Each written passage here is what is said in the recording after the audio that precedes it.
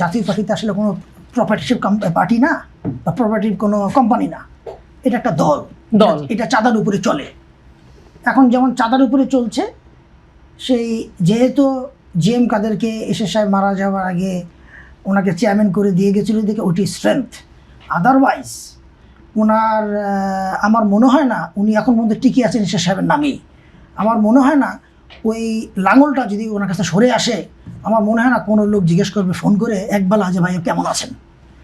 So এইটা লাঙলটা basically যার কাছেই যাবে, জনগণ তার কথাই বলবে। লাঙল যার, এটা সত্যি কথা, এতে কোনো there is no doubt about ইট।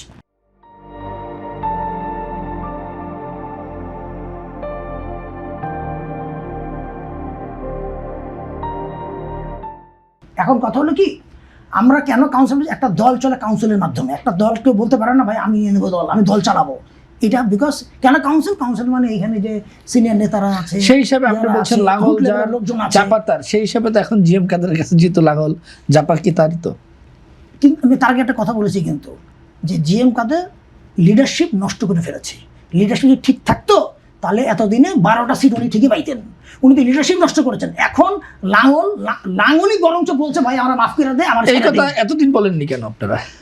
এতদিন বললেন বিকজ সবকিছু একটা সময় আছে। যেমন কাউন্সিল, এই আমাদের সঙ্গে তো বিরোধ লেগেছে কাউন্সিল না, জাতীয় পার্টির এই পলায়ন পর দৃশ্য কারণে আপনারা একটা কথা বলি, জাতীয় পার্টির কাউন্সিলের মাধ্যমে আমরা সরে আসছি।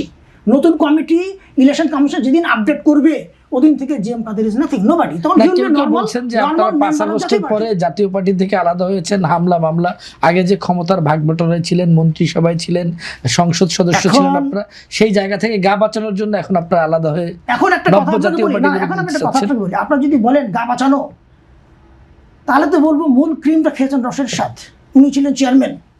তাহলে তো আমি বলবো ওটা ক্রিম খেয়েছে স্বাদের স্বাদ। হ্যাঁ, এখন বাকি যারা আছে তারা তো এমপি ছিল। একটা এমপি হিসেবে মাসে মাসে বেতন পায়, এই তো। একটা এমপি হিসেবে একটা ওই যে 5 বছরে না 10 বছরে একটা ফ্রি গাড়ি পায়, এই তো। তো তাহলে ক্রিম খাওয়া কোন জায়গায়? ক্রিম তো খেয়েছেন রসনের স্বাদ। ওনার নামে কোনো মামলা নাই কিন্তু, জানেন? মামলা হয়েছে আমার নামে। আমাকে দিয়েছে ট্রাভেল রেস্ট্রিকশন। কেন দিবে আমাকে ট্রাভেল রেস্ট্রিকশন? তুই ভাই, আমি কারো খাই না, কারো পড়ি না, আমি রাস্তায় কোনো ওপেন মিটিং করেছি না মিছিল করেছি। জাতীয় পার্টির প্রেসিডেন্ট মেম্বার হলেন কি? অন্যায়। কেন হলাম? অন্যায় তো এই জায়গায় মিছিল মিটিং না করে কি জাতীয় পার্টির প্রেসিডেন্ট মেম্বার হয়ে যায়? বিকজ আমি ইন্টারন্যাশনাল অ্যাফেয়ার্স দেখি। ইন্টারন্যাশনাল অ্যাফেয়ার্সের কারণেই আমি জিএম কাদের কিনে জায়গায় জায়গায় মিটিং করেছি।